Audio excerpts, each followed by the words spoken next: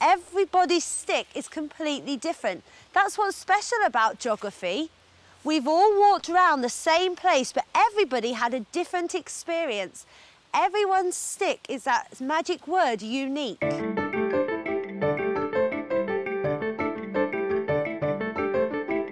Edwalton Primary School in Nottinghamshire is in the unusual position of having its own farm and 3-acre wood. Geography coordinator and Year 3-4 teacher Jane Whittle is fanatical about geography. Children really aren't sure what geography is, and I think it gets muddled up with history, RE, and the umbrella word topic. And I know there are a few adults that will come in and say, oh, well, what is geography? So I really try and feed into the children's mind that geography, it's an actual word, it's a subject, it's got so many different skills, and you can do this with those skills. You can do more, and then you can edit out. Today, Jane has planned a day-long map-making activity for her Year 3 and 4 class. The objective is to produce a map of the school's wood. The children will start by walking through the wood, collecting things, which they will fix to a journey stick.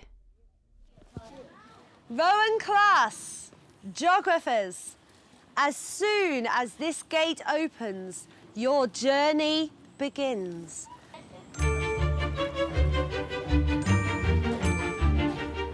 Now I can already see a feather.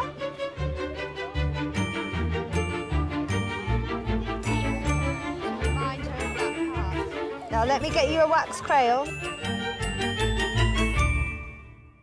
Now look up, loads of interesting patterns, and there must be. So I think the journey sticks really focus children's mind on not, oh, we're just going for a walk. They've actually got a purpose to their walk. They know they've got to find interesting objects. They've got to pick up as many different things as they can. Yes, he has got a skeleton. Okay. Alfie! Children's knowledge of maps can be quite different from year to year, depending on whether their parents take them out about in the car or whether they do a lot of exploring on holidays. I always use a map when I go to France and go to different countries. On a map you can find places like campsites and rivers and lakes. And different colour roads, and on the side there's a key to show you what the colours mean. I think a map is a bird's eye view, like it's looking down, so you can't see really lots of detail like birds and cars. Oh, hang on, we'll have a think about this one. Yeah. People, you're being called to photograph a nest. The digital sticks came about from, in my first time of doing Journey 6, I had a boy with a broken arm, so he took photos. And I thought, well, that was quite a unique way of then saying to children, well, actually, in the real world, they don't always handwrite maps, very rarely. So it's a good way of teaching children that technology is actually part of geography. I can see lots of leaves with the sun shining on them, so it like makes lots of multicoloured leaves. And that was also a really good way of introducing oblique view, bird's eye view, and I tried to encourage them to lie down just so they could try and see around a place rather than just one level looking down. At the end, you might want to do a tree to remind you of the feather. Here we are, Laura. Now, that's lots of memories from Classroom 1, which will remind you when you come to your map, won't it? So I think we're ready to move on, because we've nearly finished up 6:30. Because it's quite an open-ended task of you have your own response, that in itself doesn't put any boundaries on children with low ability. But I'd always take parents or a teaching assistant round so that you've got someone to check that they're not picking up anything that they shouldn't be, and to talk the children through what they're mentally thinking and give them a chance to verbalise their ideas before they make any marks on a page. Remember the countryside code, Jessica? Protect people as well. You're wafting that stick around. Ooh. I like to do a big conversation at the beginning about the countryside code and picking things up. And I think most of the time children, they're aware of health and safety. They don't want to hurt themselves. Okay. Well, what I would suggest is that we take this back because we shouldn't find litter in the woods, and I'll rip off the ring pull for you. Then that can remind you So if we leave that there, will you remind me to pick it up on our way back? Where's the pin? I've done it with 4 children to 1 adult before, and that really set my mind at ease because I knew they were being watched, especially if you go somewhere public that's open. But I do appreciate that it is quite a risk to actually get going, but I think once you've tried a journey stick for yourself and gone through the mental process of should I pick it up, shouldn't I, then you can talk to the children a lot easier about it. Feather, then I got a leaf and some moss and a bottle top and a shell and leaf rubbing and then this spotty leaf. Even something that might not be interesting to us or another child is really interesting and really special to someone else. Now, I'm not really sure how you're going to get all of that on your stick, but I guess we could pin it so it goes there. I think that makes the whole experience meaningful for the children as well, to see that they can find something valuable that someone else might not even consider picking up, and that throws up a whole discussion about children's attitudes towards a place. You could see something that triggers your memory about something that you were feeling at the time. It's just a personal response to a place through different artefacts. Try and pop it underneath, try and do a cross shape. Pop it underneath. Pop it underneath. And let's just squidge it a bit, won't we? Put that on there. That might just hold it. There, okay?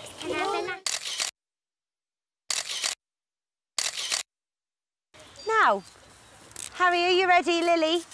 Ranjit, where did our journey start? When we got in the woods. We are now going to walk, Luke, all the way back to the start of our journey. So this is the last chance, Alfie, to pick up things for your journey stick. The very last part of our journey. OK, let's go. And then they've got that permanent fixture in front of them when they then come on to make a map. So it's very visual and very tactile for all different learners. Got a feather. I've made a tree rubbing. A leaf. I've got a different feather. Got a litter, and green. So we are going to do a draft, a practice map, and it's called a linear map. Could you try and copy that word? It's a bit tricky. Linear map. And what I would like you to do is try to copy your stick. And just to remind me, I'm going to put the start line here. Now, what I then do, Ranjit, is copy all the things I found onto the map. So this is a practice for later on. So let me do Jessica's really interesting leaf here.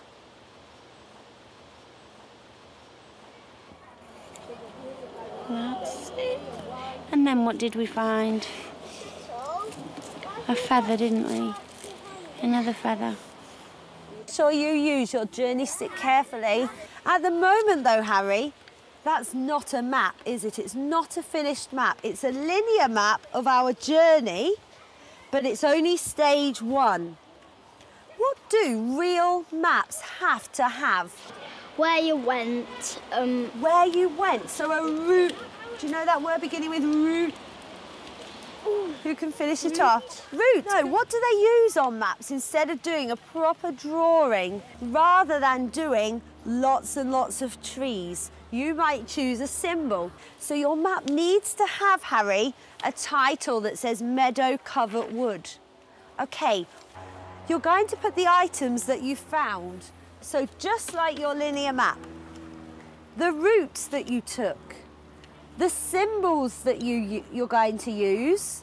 So you might have a symbol for tree, you might have a symbol for feathers, or you might just draw your feathers. A key, how you were feeling, and a title. Look at your journey stick and pretend that that, Alfie, is bending and curving into the route we took. We're not imagining our map, we're using our evidence. But watch out, Niall, because if you forget to show symbols or you forget to do the title, your target buddy will notice.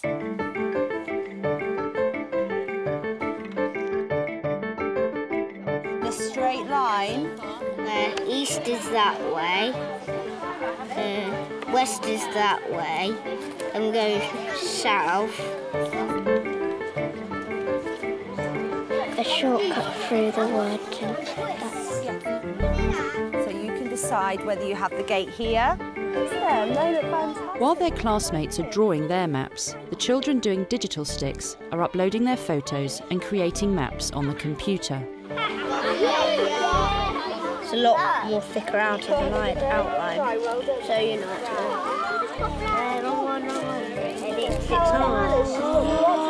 Edit and do. Okay, fill it with brown. Because I could draw the people. That's a good idea, Shanice. Then like that. And you'll have to remember to put that in your key, won't you? You're going to put that in your key? Now we need to draw this here. As the children complete their maps, Jane introduces the final activity of the afternoon. They must assess each other's work against the criteria they decided as a group. They do this in pairs with their target buddies. Geography is your own feelings, your own journey. So everybody's map is all perfect. There was no right answer and everyone has tried really, really hard. But the thing that I did want you to do was include these features that we came up with before we started our map making. If you think that your target buddy has done their items really clearly, then you would put a big smiley face.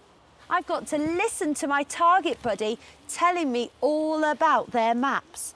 So I should hear some geography vocabulary. I might hear the word key, place, accurate, route, symbol. How many will I hear? Now, could you walk around Hannah's map? Has it shown a route? Yes. Yes. A clear route? Yes. Has Hannah done any symbols? Yes. Any little pictures? She has, hasn't she? That was a very good choice, Hannah. Now, has she done a title? Yes. And she's underlined it, so that's really clear as well. Oh, Hannah, loads of smiley faces from Shanice here.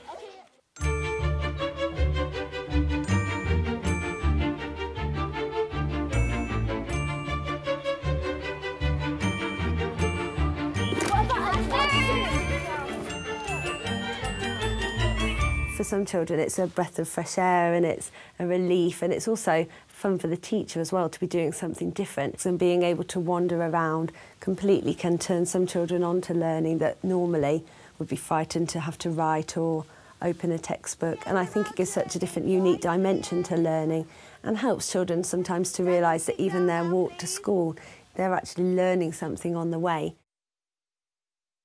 The success of the journey sticks has inspired Jane to try them out in subject areas other than geography.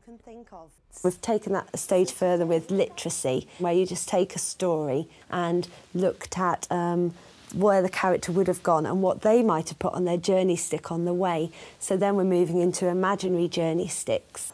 But I think taking it into the imaginary dimension is quite another way of doing it again, but with a different focus.